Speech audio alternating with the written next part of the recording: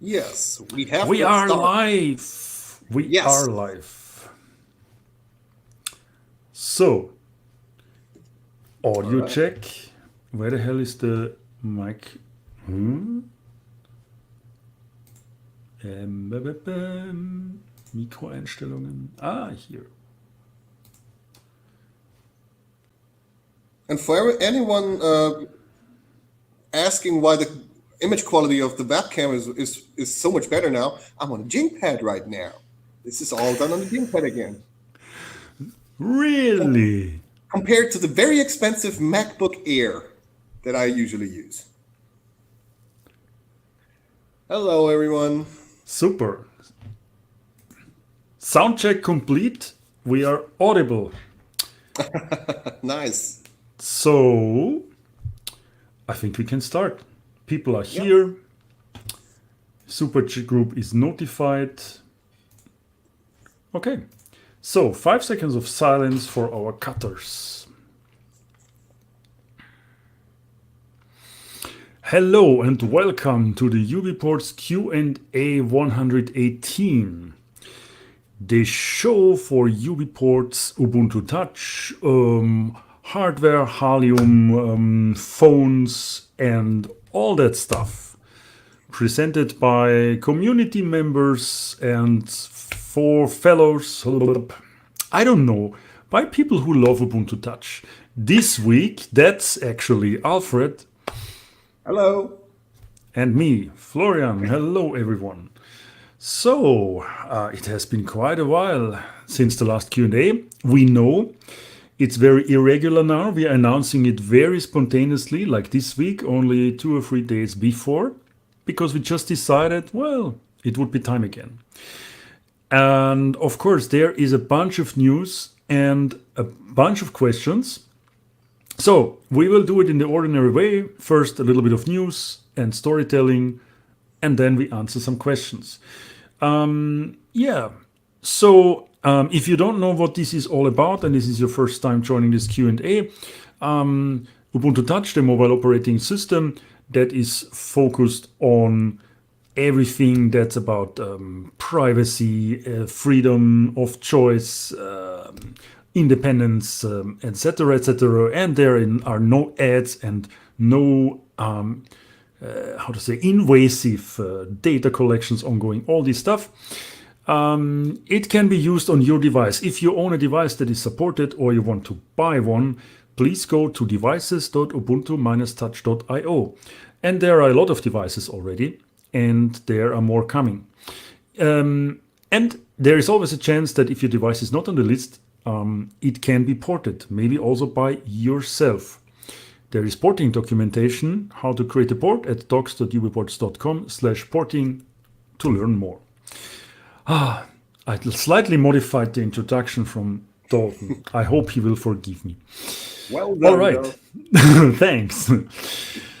Good. Let's start with news. And we have always two groups of news now because we have the 1604 Xenial news and the 2004 focal news track or focal news category. Let's see what's going on in 1604. So, Alfred, it's your time. Yes, and I think this is my personal most favorite episode because I get the chance to announce something very important, very near to me, and that is 100% feature completeness on a Halium-based port. In this case, the Pixel 3a, Yoo! the first device to achieve 100% feature completeness, even though it supports more features than the previous 100% devices. So NFC and um, features like that that came after the canonical devices were released, and it's got a much improved and more sustainable device initialization. First and foremost, it's using UDEV now in jumper cable, compare like more similarly to what uh, usual typical other Halium ports are doing. Because this is an AB device, so two partitions for the operating system. We're only using one, and there is no init RAMFS compared to other devices, so it's doing initialization slightly differently, but it's more in line with what other devices have done in the past, and it works very well now. There's also no audio hiccups anymore when you put the device to sleep and keep Ooh. music running in the background. So that is something that has been making me angry for some time. Uh, Driving to the office every morning and having music not play properly when the device turns off the screen, then taking some time to readjust again. That was quite annoying, and I've noticed that other community members have noticed the same thing. I'm glad it's fixed now. And the last missing piece, which caused this device to reach 100% feature completeness, was actually Ethercast. Now, what is Ethercast? That is the component that allows wireless external display support on devices that have multimedia capabilities, like smartphones and tablets. Um, it allows the wireless display to be used using Miracast. So in my personal development time, I've been using the Microsoft wireless display adapter, which supports this protocol. And for now, it's 720p only. I plan to queue up some patches in the future for the next OTA 24, where full HD support is also added with 60 frames per second capabilities. So, and much improved visual quality. That's the goal for the next OTA, but this is a sneak peek into what the device can achieve right now. Also, and if Florian can help me with this, there is a Twitter link because some community members have already tested it and tried it on their own devices, on their own Pixel 3As. There is by Terrence or Aruba Lander, if I got that right. I'm not sure. I hope I A did. Ruby's Lander? Yes, right. There is that I'm very happy we have community members that are as awesome as he is. He did a little test with this, and there is on Twitter he basically showed the Miracast support working pretty well. So it's just a little snapshot, a little screenshot, but it works, and it's still a perfect, as I've mentioned, and it's probably going to crash sooner or later during the use of it. But it's a sneak peek. It's a quote unquote tech preview, if you might want to call it that, and that's one of the things that I'm most proud of right now. So this is my I pat myself on the back right now. I know.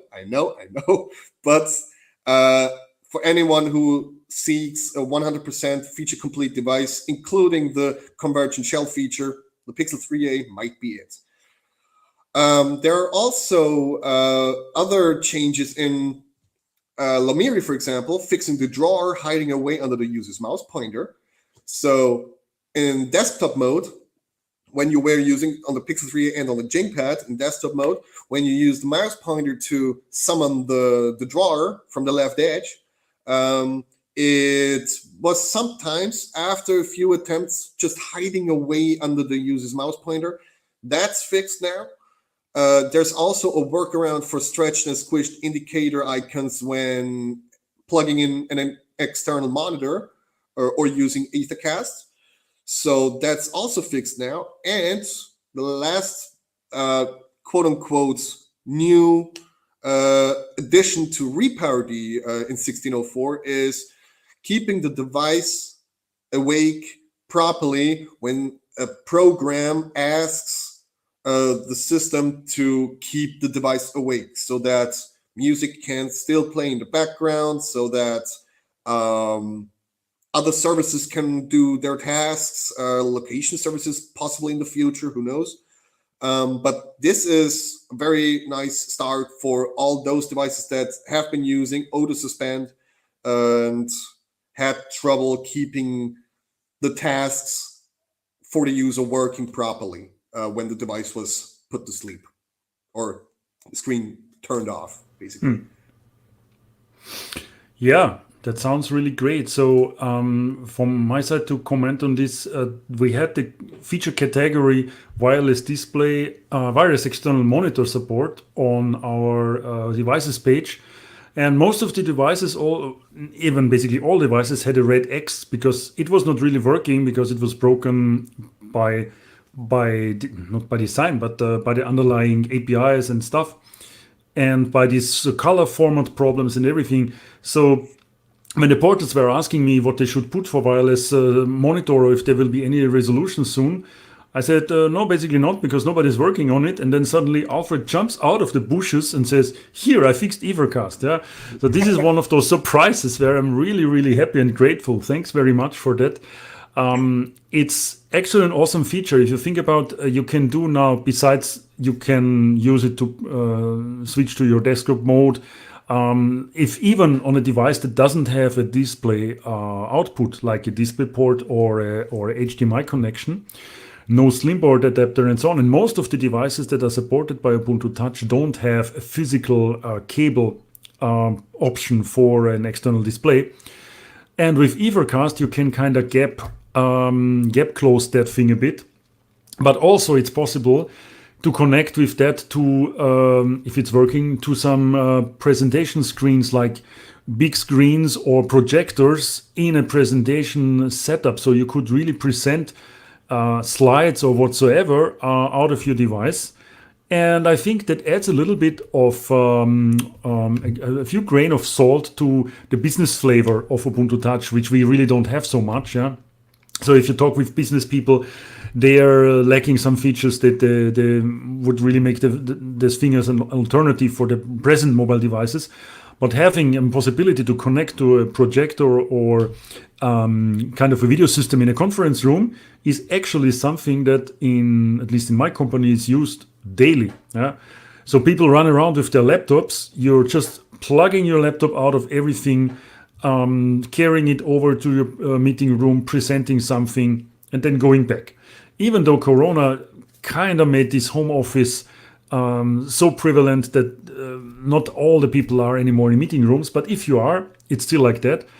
And if I could go instead with my mobile phone, having the presentation there, or with my tablet, having the presentation there, just connect, present, and go home again to my desk where my notebook is located, I don't have to carry around that brick. Yeah. So it's really something that is cool. We have to bring it to as much devices as possible. There is one catch. First of all, it needs to be enabled by the porter. So it's not automatically enabled for all devices. And the reason for that is simply that there are some weird, at least what I know, that there are some weird Wi-Fi chipsets that don't support P2P mode. P2P mode is a special mode of 802.11 something that I even didn't know that existed, to make an ad hoc connection between two wireless devices. And it needs to be supported by the Wi-Fi card in your device. But if it's supported, it can be turned on by a property in the device image, and then this option will start to enable the switch and the menu and all that stuff in the system settings, and you can connect to a wireless screen. So for the Pixel 3a, that works already very well. I immediately start trying to cry, okay, what else devices we could have. Let's just make this an announcement here. All the porters that are listening and are seeing the show, and we will also later spin this to other news, please contact the porting channel maybe and ask for instructions how to get Ethercast enabled for the devices and for your users. So I would say that's really awesome. So the preparations are basically here in this next OTA. I think it would work, but because the porters didn't have time to enable it, it will not work for your device on that OTA, except for the Pixel 3a. And that means maybe for the next OTA that will have already more devices with Ethercast. How cool is that? Yeah, and I have to say, just imagine for a moment. Let your imagination play around with your imagination right now. For those that don't have not seen it yet, or for those that don't understand what this is all about, just because a wireless external monitor does not tell them anything. take the smartphone, connect it wirelessly to Bluetooth keyboard, Bluetooth mouse, and a Miracast screen, and your phone turns into a desktop. You unlock it with your fingerprint. It is all cable free.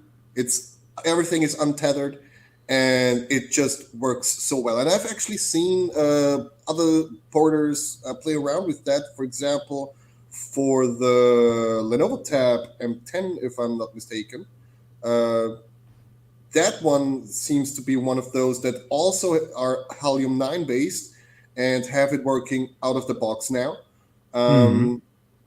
So whether it being a smartphone or a tablet, just imagine having your desktop, having everything working pretty well in a desktop setup, doing your work in a hotel, for example, hotel room, when you're on your business move, whatever, doing something for you, for the company that you're working at. It is enabling a lot of potential here. And this is something that Canonical has done a very good job at seeing and implementing when they did it. So I'm glad that we were finally able to make that work again. So this is great stuff, really. So Matthew is asking for a demo of Ethercast. I don't know if you can do this spontaneously.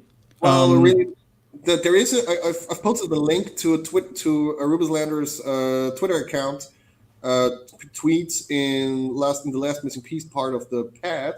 If you might summon that one real quick. It's not really an interactive demo, but it's a little snapshot where you can actually see a 720p virtual display being streamed to a wireless display to a wireless display TV, and it works quite okay. It's not perfect yet, as I've mentioned, but in the future I plan to improve the visual quality. I have improved the visual quality in my demo. I've also made it work with full HD 1080p 60 frames per second screens. So I had the opportunity to test it. It works pretty well. It's still flickering black for some reason sometimes, maybe due to the bandwidth settings for the encoder not being properly set. But increasing that, it should work pretty well. And that I do believe that it is. I'm not sure. Okay, I would have to lie. I'm not sure if it's 2.4 or 5 gigahertz. But the specs of the Microsoft adapter, wireless display adapter V1, the specs of that might tell you more. So the phone is 5 gigahertz capable, of course, but I'm not sure if that one. Yeah. I'm not sure about the gigahertz either, but it uses. If it's interfering with Bluetooth, that might happen on those bands and those channels that are intersecting between Bluetooth and Wi-Fi. As we know, there is some overlap. For the P2P mode also, I don't know if you can really choose a channel. It's a very cryptic thing. If your Ethercast stick can be set up to a certain Wi-Fi channel, then probably you can separate them from some other interference, because yes, it will need some bandwidth. I mean, it's transferring screen data with up to 60 frames per second. Let's see, in 24 or true color bitness. It's compressed, of course, but anyways, it's a lot of bandwidth. So if you're using that at home, you might want to set it to a fixed channel if you can. We cannot do this on the device, actually. I think it needs to be on the receiver, on the dongle, or whatever you have. And we also don't know with which hardware it's really working well. We know the Microsoft dongle, that works quite well.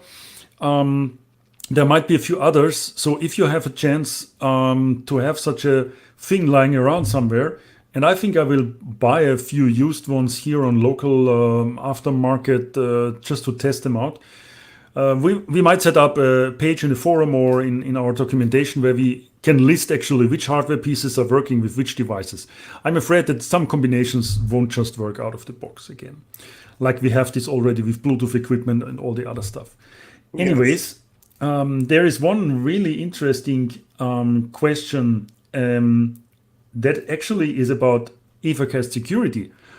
I have no clue how they secure that protocol, but you can read it Well, all up on Google, and please just Google Ethercast security. We are not the guys that have the insight right now to answer that question. well, Yeah. there's one thing to mention though. I mean, if anything, it is bound to the security of the Wi-Fi implementation. Yeah. So WPA settings and whatnot. That thing WPA, it is still Wi-Fi direct. It's still Wi-Fi. Yeah. So It cannot be better. Yeah. yeah. There is no big cryptographic exchange or additional keys that you can add to Ethercast. It's a very ad hoc, spontaneous pairing of two devices. So don't expect too much here from the security point of view, other than it's encrypted with WPA or WPA2. I don't know. Yeah?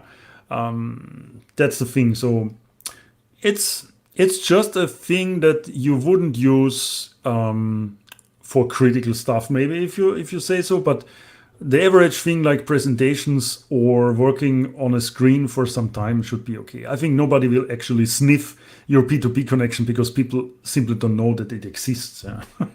Ethercast is really, really something that, I don't know, somehow, yeah, not many people know about it. But anyways, if you want to know about security, please Google it. We don't know it either. There is one interesting question here also that came up by Remix again. If the project needs a dock for keyboard and monitor inputs, there was this idea long time ago by Marius Gripsgaard, our wonderful founder of UbiPorts, to build a docking station that would actually accept the phone on the bottom with the USB connector to go inside, connect to USB, then from the dock being charged, and at the same time, it would enable to have connection to keyboard, mouse with cable, of course, by USB. And it would also allow to transfer screen casting via this thing. He called it a station dock. The station dock. And he started to work on a prototype, but there were so many things that were more important over the last years that Station Dock is kind of a project that was never coming forward that much. However, if somebody is interested to continue the Station Dock, it might be worth.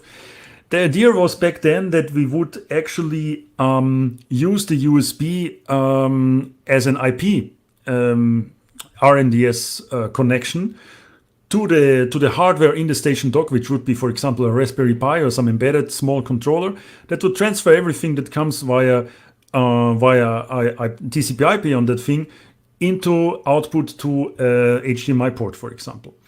So it's not using Ethercast, it's not wireless, it's cabled connection. Would have maybe better results, not so many troubles with P2P and compatibility, but yeah. So I don't think just what you have here. I have this wonderful Jingpad not desktop, laptop-esque docking mechanism thing, blah blah here, which allows you to magnetically attach a tablet to a keyboard, which sort of gets us halfway where this idea, is going. And it works pretty well, and it actually allows your tablet to turn into a laptop with windowed mode. I've shown it last episode already. So it works very well, and this is if you need to get a feeling for that, if you don't grasp the idea now, maybe you need to see that in person or take a look at.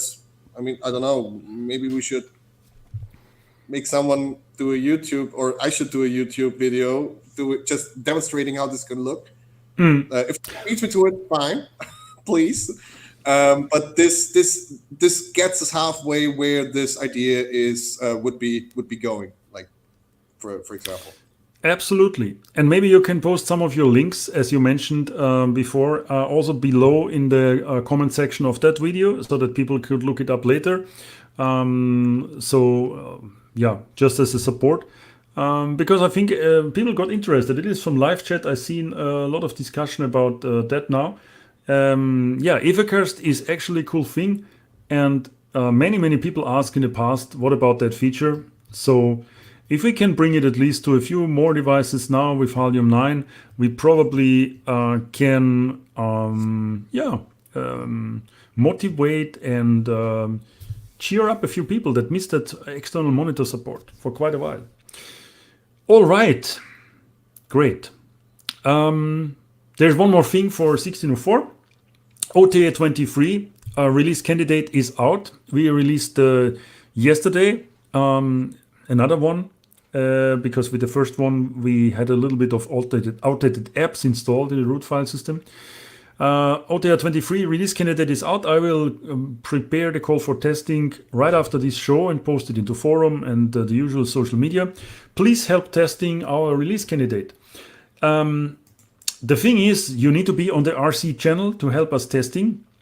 There were already some interesting results.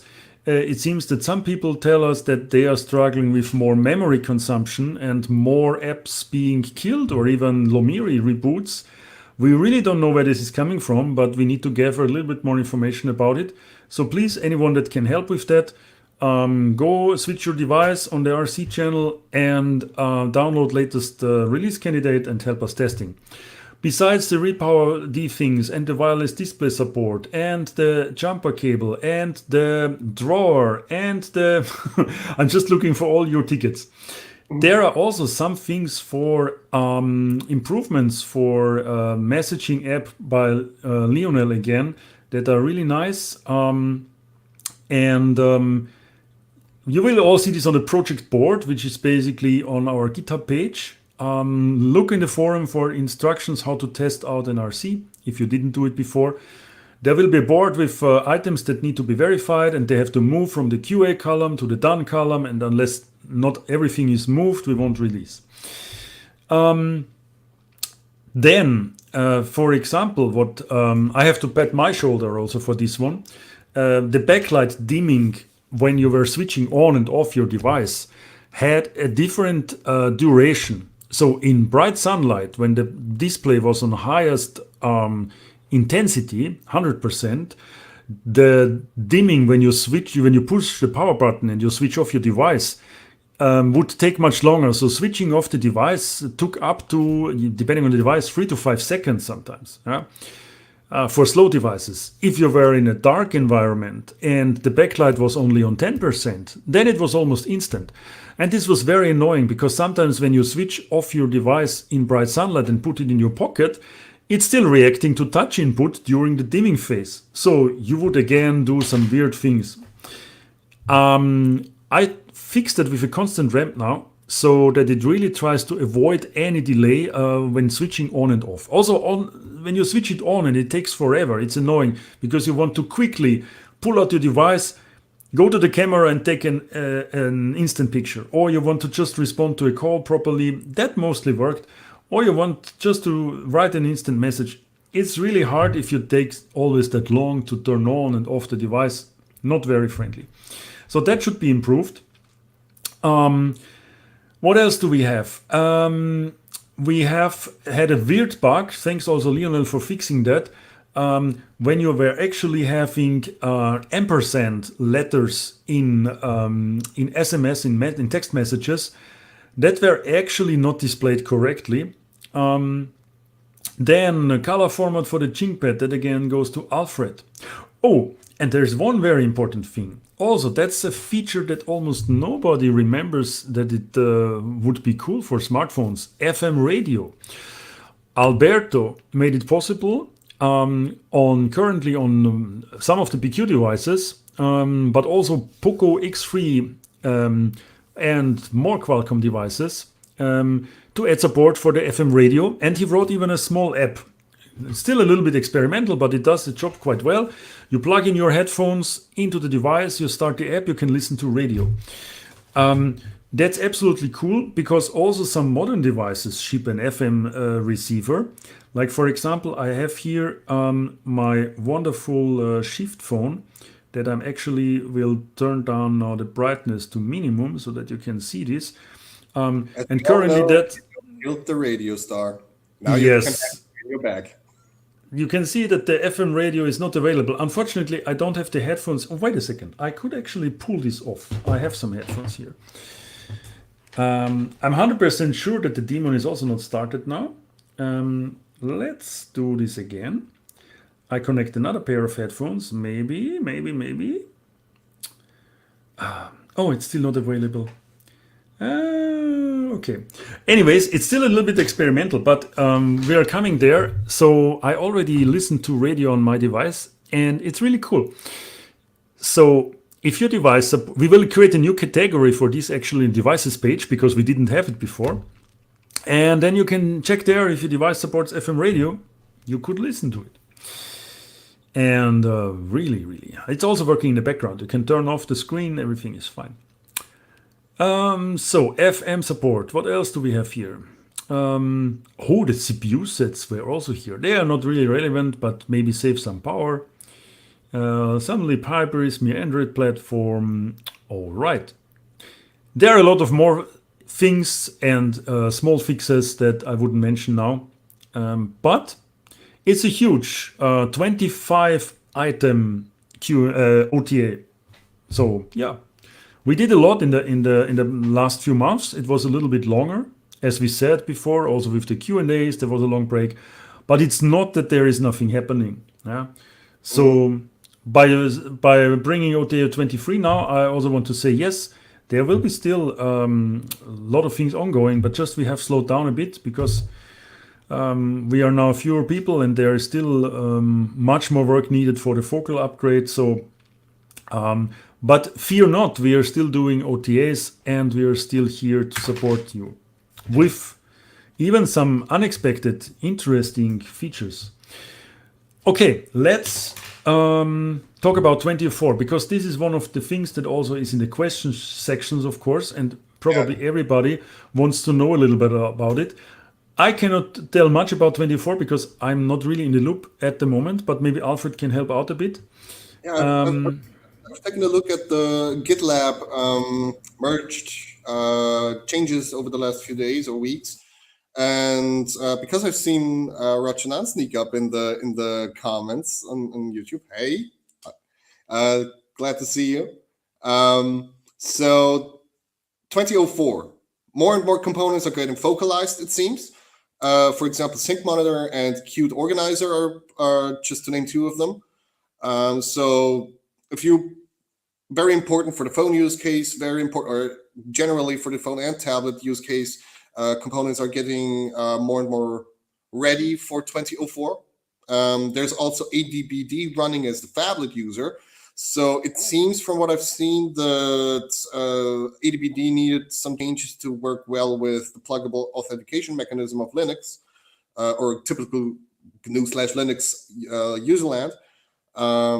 And that seems to work well enough now. And it also, to go to the third more interesting part for the porters and developers out there, USB Mode D, allowing ADB and SSH support for porters debugging purposes, and I would have to guess also for app developers, making sure that they can connect their devices to their development machines, so that they can actually deploy stuff onto the phone and connect and debug porting issues. So there are more and more things coming along in Focal that make it possible actually for those not so much in the loop to debug, to help test, to help develop the thing actually.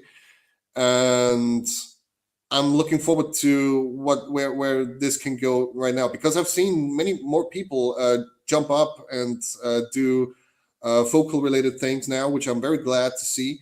Very, very glad to see. And this is the ball is not only rolling, it's rolling faster now. And this is great to see now. Yes, absolutely. Thanks for the update. If you people would expect now that we know exactly the next steps on the roadmap and when you can get it on your device, I must disappoint you a bit. There is still a lot of things to be done, and one of the big problems that I see is that we also need to be sure that for every device that will get focal, we need to test the upgrade because it's such a major change. And to be absolutely sure that when you're getting it on a channel just by an OTA update, that this works fluently. Yeah? So this is, of course, some risk that we still have if you just spread it out to thousands of users, and then in the end, some of the devices, I don't know, wouldn't boot or behave other craziness. We should make sure that this works flawlessly before we're gonna even ship it to the development channels or to the RC channels that we have. We're not talking about stable first. Yeah? And Ruxman points out that the latest USB Mode D merge request is actually geared towards porters. App developers continue to use system settings to enable the developer mode. So nothing really changing here other than the underlying services that actually trigger the right modes, so to say. Because this is something that differs between 1604 and 2004, where 1604 with Upstart was doing things very differently compared to Focal and systemd based Ubuntu or Ubuntu Touch. So this is great to see that those gaps are getting filled very nicely here. And I guess that would be it for 2004 in a nutshell, right? Yeah, we have also some questions about it. We will come to the questions part in a second. I will just run our usual thanks sponsors, which are basically our prime sponsors, Smooth, Walla, and Pine64, for the wonderful support that they gave us still for ongoing for the last few years already, but also still sponsoring us here and now. I just have to see what is behind that card actually. There is also a ticker for our wonderful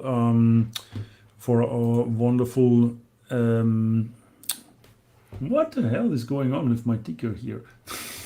See, we're doing this live. Yes, we're doing this absolutely live. Why? Oh yes, it's actually not updated. I just let it run a little bit. So probably all of those people are still donating. If not, then we just mentioned them once more. It's okay, I think. Thank you guys for our sponsorship and Patreonship. And if you actually want to support us in a way by just donating money, not contributing to the code base, you can do this. Oh, sorry. You can do this here. Now I have it. Now contribute to Ubuntu Touch. Where is URL? Here. ubiverse.com/donate. Sorry, but I didn't run a Q&A for some time. I'm just clicking on the wrong buttons here. So you can find a ways how to donate to us, and we would be very grateful and happy if you drop us some bucks here. So if you want to contribute, actually, contribute to Ubuntu Touch, then actually you can do this in various ways. You can first of all join our Telegram groups. You can help us testing, as I said before. You can help with translations. You can also help with code contributions. We have still a lot of bugs open and things need to be fixed here and there. You want to maybe get involved in our development groups. There is app development. There is also core system development. I don't point out specific places, but just find your way to our Telegram groups and the forum on forum.ubiports.com, which is a very good place to actually get involved. Super. Let's come to the questions part, shall we? Wonderful. I take the first one. All right. B. Karlov wants to know, I sort of wonder why Ubuntu Touch at all. Oh, we maybe had cut up something here. I don't really understand what purpose Ubuntu Touch fulfills. Some might say that Ubuntu Touch respects user privacy that Android and OS doesn't. Yeah, the user goes on to ask what's the point compared to, for example, Calyx OS or Graphene OS, basically. Yeah. So my answer would be, first of all, it's completely different to an Android ROM or an Android based operating system. What I mean by that is that Ubuntu Touch cannot run any Java APK apps that Android mod or an alternative Android would be able to run. Yeah? And of course, respecting user privacy is something that goes, for me, beyond just the Android, the operating system core. Like if you have now Lineage OS, for example, has already much less privacy issues than stock Android for a device, of course. But then if you think about the apps that you're going to use with that operating system modification, they are still quite invasive in some ways. Yeah?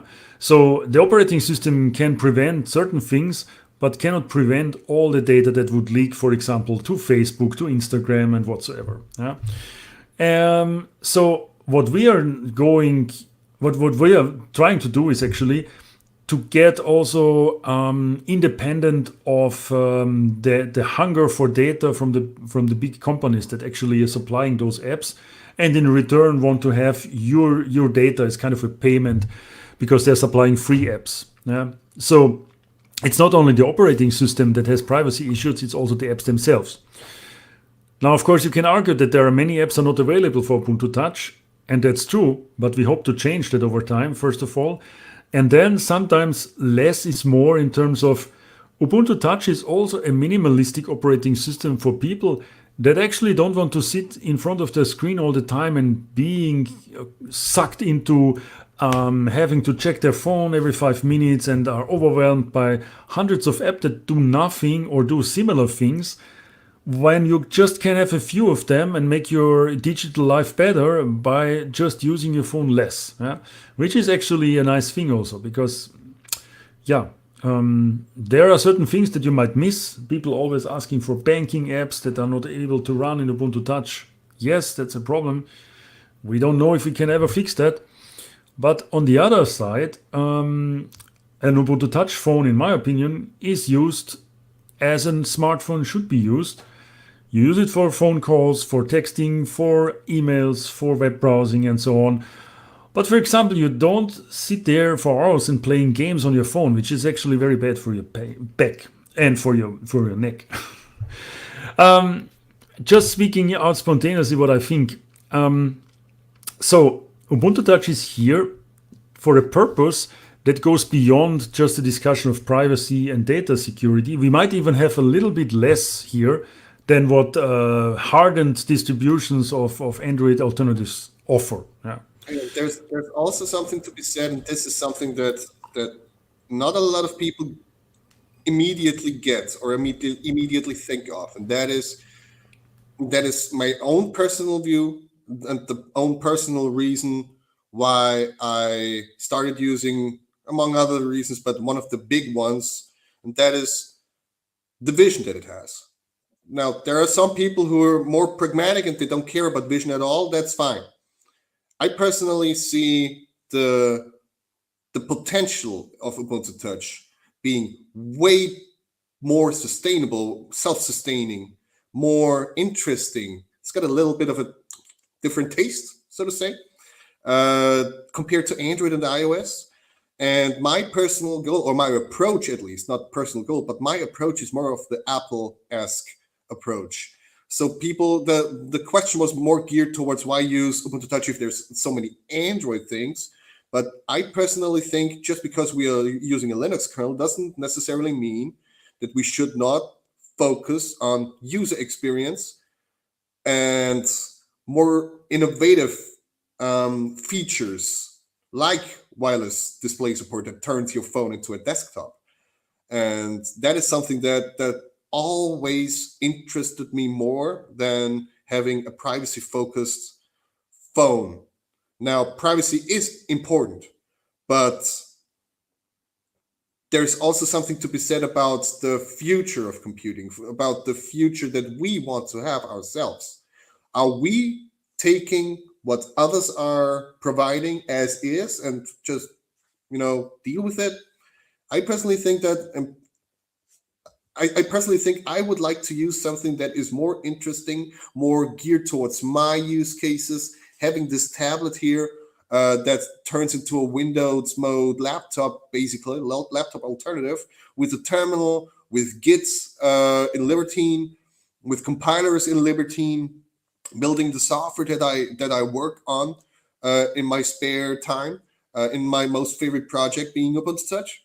And this is so versatile compared to what you can do with an iPad, compared to what you can do with an iPhone. So the comparison should not always just be Ubuntu Touch versus Android, but also versus iOS and iPad OS. So, and we are delivering something very cool here. So much so that Apple has, I've read on the internet, like issued a few patents here that are similar to what we're doing, similar to this tablet experience here, quite similar, and which basically to me proves the point that yes, those who care about the vision of a project, they see what we're doing and they agree, and it basically proves the point. Yeah, I also think that with the possibilities that a modern smartphone has, this thing has sometimes more computing power than my laptop. That is, of course, not the newest model, but maybe it has actually more RAM on some of the newer devices, and also more flash storage that I would have in my default notebook. Of course, there is a new hard drive you can put inside, and so on and so on. I think that is really not used in the right way. So they sell it like this with beefy hardware to, I don't know, store 2000 pictures and then play games with it. Yeah, and that's it, because otherwise you don't need that massive amount of data storage on a Android phone, yeah, or on an iOS device.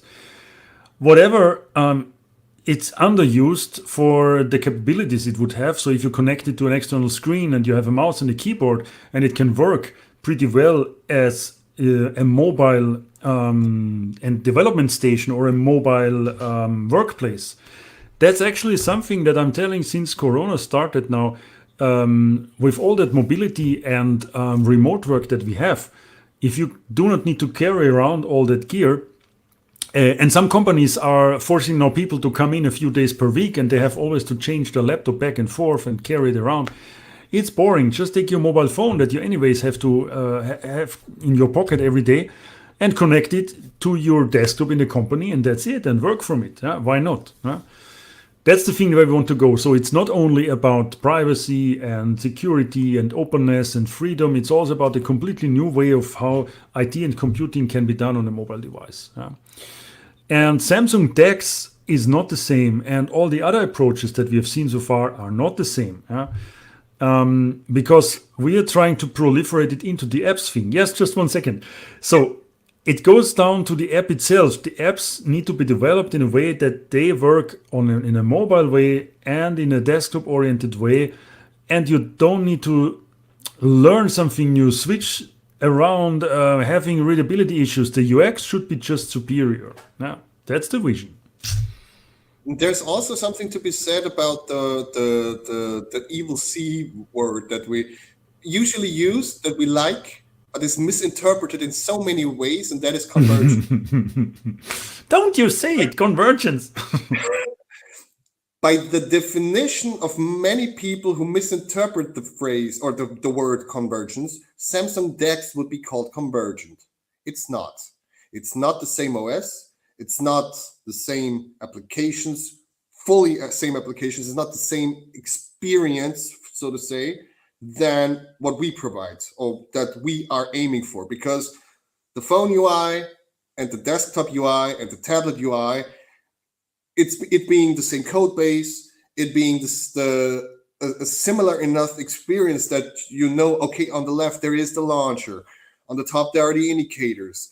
The application morphs basically into whatever situation it needs to be. And this is something that just because something has a multi-monitor capability doesn't make it convergent. So we have truly now multiple options that prove that convergence is a thing, and that what we see as convergence is very much feasible and very much let's call it interesting enough for non-technical people so that even they get interested. Sure. So next question, because we took quite some time on that one, and we have still some Yeah. to go. Yeah. So Christatos is asking, I think everybody is interested in the actual state of 2004 development process and voice over LTE. So for the 2004 development process, how far, it is really hard to say how far we are. I just can say that the progress is not so bad, and the problem lies in the details. Now, there were a lot of moving parts that we already could address. We are also moving most of the code base to GitLab now, and we had to do a new branching concept. We had to do a lot of repackaging for, first of all, for the CI to build everything correctly, but also to be able to build proper Debian packages. And we're getting a lot of help here by Mike, our wonderful Debian maintainer and packaging guru. And just want to give a shout out for Mike here, because he's doing a great job with teaching us actually how to do this properly and helping out. And with his guys. And in the end, there is still not 100% clear how many packages need to be touched, how many packages we still need to filter through that sanitation process, that they are actually happy with the focal libraries and with everything that comes here our way. The bigger problem, no, there is not a bigger problem. It's just a problem of details, that there is so and so n times still again to repeat it for this and this repository. There are some even circular loops that we need to prevent. There is, of course, changes that we will see when they land on the device, if they will really work well for all of them. Still the big question, which devices can be brought over to focal, which not. The strong indication here is the systemd problem that requires certain kernel patches. So it might also be that in the beginning, this is only released for kernels, I don't know, bigger than 3.15 or 3.13. I heard now that would be a cutoff, which basically affects all the old devices that we had, plus a few newer ones that had kernel 3.10. My beloved Nexus 6P, for example, has kernel 3.10. But porters could still do the effort of backporting those needed patches. So, but it's still not 100% clear. We will still announce by time if we are dropping some devices. We will still try to not let you down with that and give the information in very well heads up that you're not just standing in the rain and with an unsupported device from now and then. There is no approximated timetable for the release, because as I said already, even if we would finish now, let's say in 2 months with all that necessary changes, we also need to test for every device that we're gonna switch to 2004. We need to give an ample time of testing if there are any problems. And if there are problems, which I personally expect, because there are always problems with such major transitions, this might get again delayed. Yeah? So announcing a timetable, it doesn't benefit us, because we would be very pressured and pushed, try meeting the deadline. And it also doesn't benefit you, because there is really not anything you could prepare yourself with by knowing, okay, in 3 months, in 2 months, 2004 will be there. Yeah. So I don't believe in timelines, to be honest, like that. Yeah, that's also something that I learned in my last years when I changed to my new job now, that in software development, timelines is actually killing productivity more than everything else. That's really a thing. So please bear with us, but stay informed by looking into forum, into news, into the Q&As that will hopefully be more again. And try this journey with us in such a way that we just be ready for giving new information, and we will hand it out to you as soon as possible. If, for example, a device reaches a state where we say, okay, this is ready for development channel, we will shout it out very loud so that all the owners of this device can already try 2004 on that device. It will be a gradual process. There will be not one big bang where we say this OTA will have 2004 for all devices, and that's it. Yeah, it will not happen like this probably. Yeah. Yeah, that's the next question is also very interesting. Voice over LTE. Yes, we know this is still a big problem and a big pain, especially in North America. Also, this process is having, there are bigger problems with VoLTE. And the biggest problem is that it's not possible to do it for all devices in the same way. We still don't know which devices we will ever have VoLTE support for. There could be a chance that MediaTek-based devices are a little bit easier, and Qualcomm are not this time. But I can just say that all the other projects have the same problem. I just recently talked again with some Sailfish OS guys. It's not even a thing that works well on all Android mods. Let's say if you have LineageOS, not all your LineageOS devices have a proper VoLTE support. At least that was the thing that I got when I last looked up what's going on here. VoLTE is a big deal because it might kill off calls for our user base, at least in North America, for quite some time. And as our developers are working on 24, there's absolutely no time to also start the VoLTE effort internally. We have asked some external developers to look into this, and I don't have the latest status report for it. And looking into this really means they will not implement it for us. They're just looking into ways how to do this and give some, let's say, blueprints. And still somebody would need to implement it. We could also reverse engineer some Java parts. We looked into this as well. We found a library, I think it was 3,500 lines of code with absolutely no clue, if you disassemble it, how to use it. So we have a source code that we don't know what's going on, because internally the device has a logic how to switch to VoLTE, how to receive a call, how to make a call. All of that is not documented. It's not a standard. The standard is only on the air interface between the device's modem and the base station and everything like that. There you have a lot of documentation. But how the vendor implemented VoLTE on their devices is completely their discretion. It is not a thing that we know. And reverse engineering takes a really, really long time. So, I don't know. But for the time being, I can just say there is still no clear path how we can implement this. Not even for one device at the moment. And good. A lot of people who, especially the North American users, some of them have switched over to using SIP call functionality, SIP phones that are separate applications that you install, separate like phone numbers, a new phone number. And they are able to do phone calls that way on Ubuntu Touch, but it's not voice over LTE by any stretch of the imagination. So voice over LTE, of course, would be nice, and there will be some way sooner or later. It's just how to deal with it, when to deal with it, and how are the resources going to be spread out for that one. Yeah, sorry for that.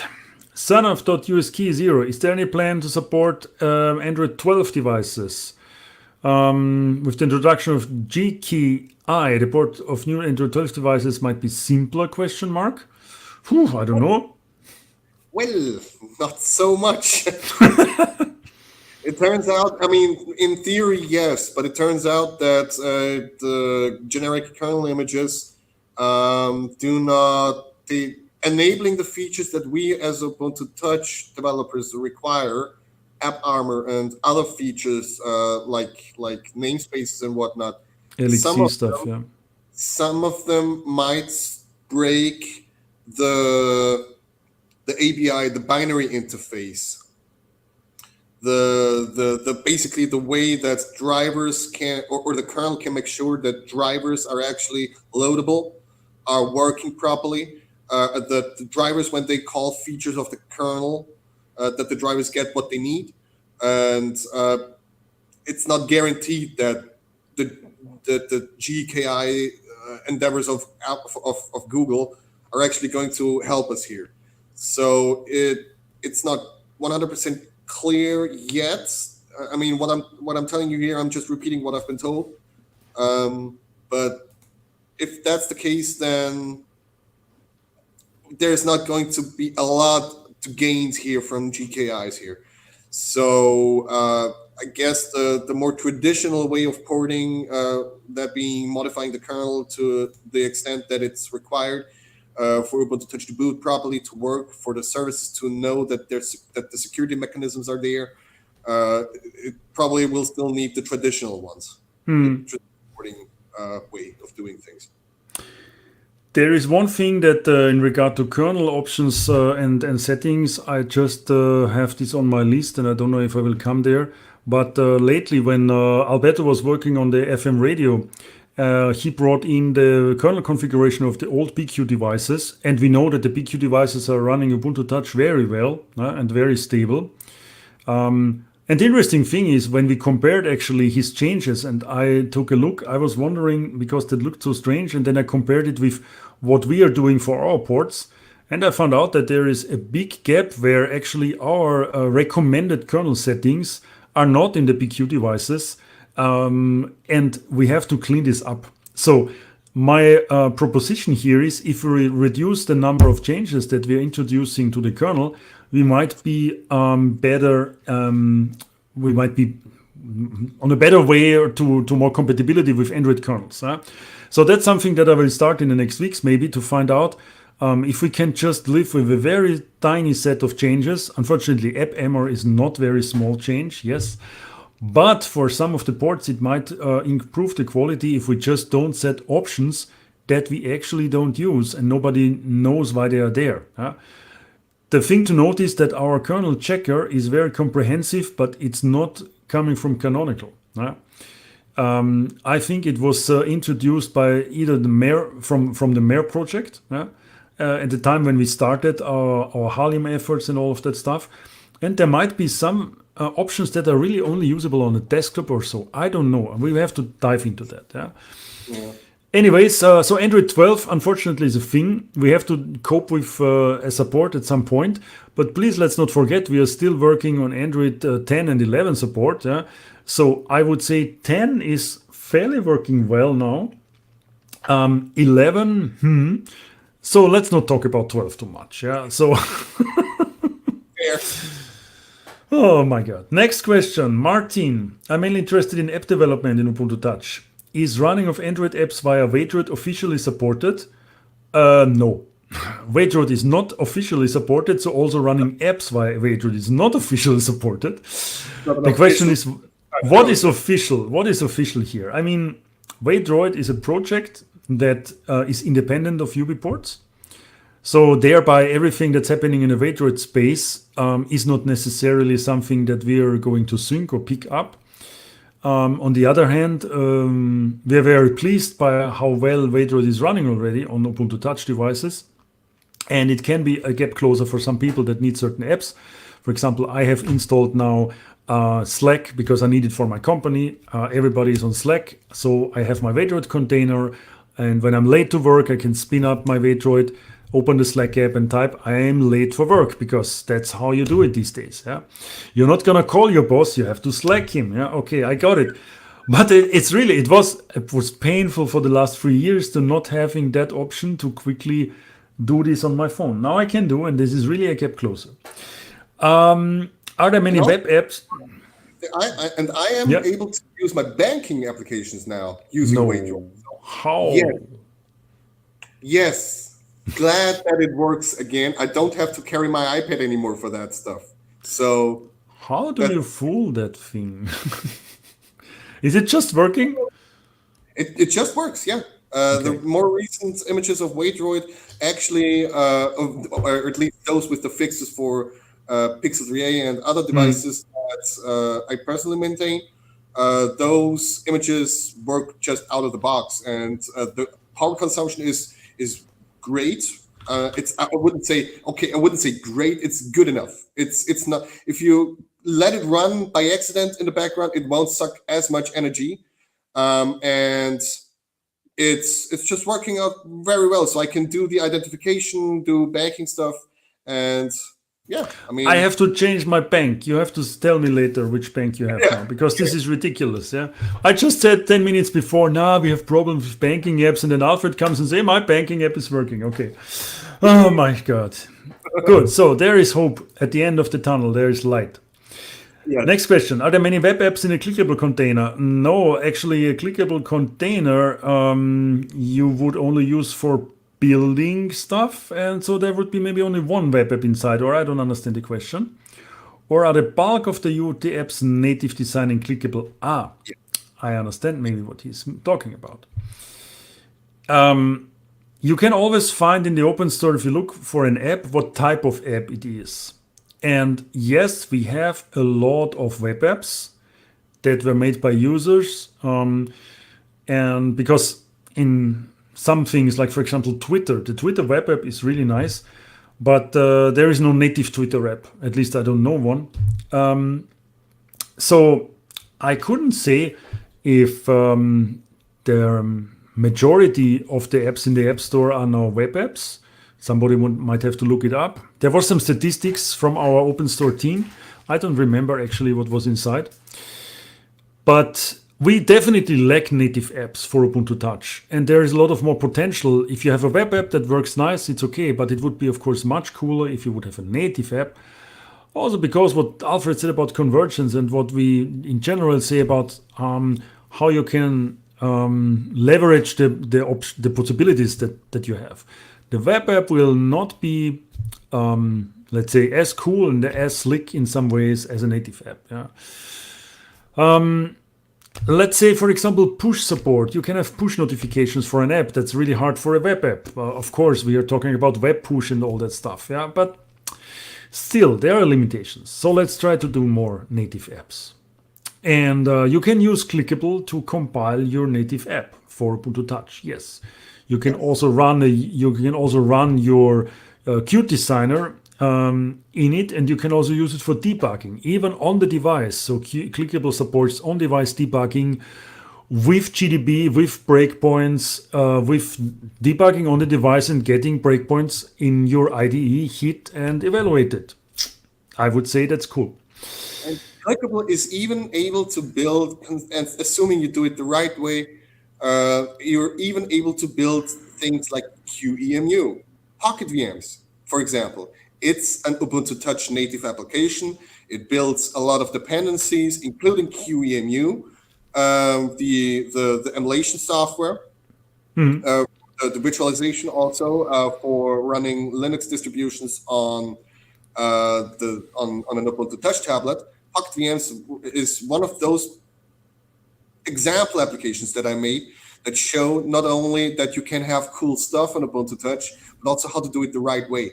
And Clickable make native apps. It's easy and will happily help you in the app dev Telegram group. Uh, Absolutely. There is one question that fits nicely here. It's about the Kirigami toolkit. And yes, you can actually run that. Unfortunately, the toolkit is quite outdated these days. And I'm just looking if I can find this thing. There was the Kirigami gallery at some point. Where is it? Gami? I don't find it actually here.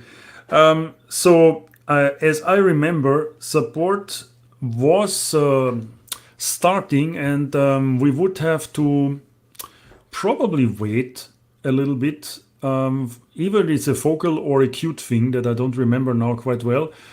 But the goal is, yes, you could run those apps made for Plasma Mobile on Ubuntu Touch. If you have a good example and you want to work on this, please ping us.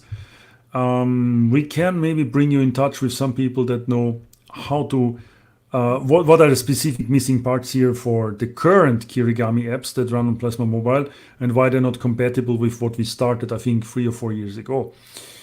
But in theory, that works. Yeah, it can be done. Yeah. So then there's the last question here that is similar to this Kirigami thing. It's about the Flutter support. yeah. Flutter. I don't know. I'm too old for this. Why everybody likes Flutter? I have no clue. Well, in theory, considering that Halium 9 and up actually support Wayland, there's nothing on 1604 already. There is nothing stopping us from making use of it in theory, but it needs someone to have implement support into Flutter for Ubuntu Touch. It seems. So chat says Flutter would have to support UT. So in theory, you could use it, but it needs someone to do the work. And it seems like most people who actually want to have Flutter are not necessarily platform or framework developers. I would like to see that myself, to be honest, but it really needs someone to actually invest time into implementing that. Yeah, that's the same thing. Like, how was this toolkit called where you would develop apps independently for Android, iPhone, and also Ubuntu Touch? Dang. Those guys actually started to have Ubuntu Touch support, and then I think 1 year later retired it again, or 2 years. So all of that device independent and OS independent frameworks, they of course shift the work into customization layers that need to be maintained and need to be developed. And also Ubuntu Touch needs such a customization layer. I think we have better chances when there is 2004. That's at least what I heard. But Flutter support is not something that you just install some libraries and it's there. It needs to know how to interact with your device so that the app can really have access to everything that it needs. Sound, microphone, location, camera, and so on. Maybe NFC. And that's always these device adaptations there is the hard work.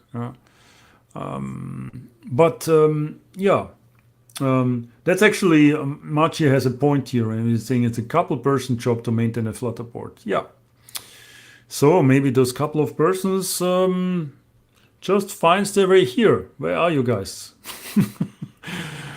Oh yeah, call for Flutter developers. I don't know any. All right. Wow. We are already over the hour. We will make it short. That was intense. I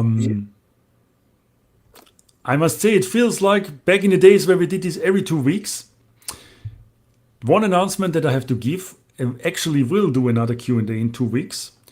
And in the last one, I already announced that we will have a guest, and I'm announcing this for the next Q&A on the 25th of June. Let's be here again, and let's have an interesting Q&A with some screen time for our special guest star that I don't announce yet, so that you all be curious and will watch it in 2 weeks again. So, that's it. Spontaneously Q&A went very well. I'm happy. Yeah. Good. So the last words again. If you want to see your device supported, then I have a banner here for you. That is actually the device page, devices.ubuntu-touch.io.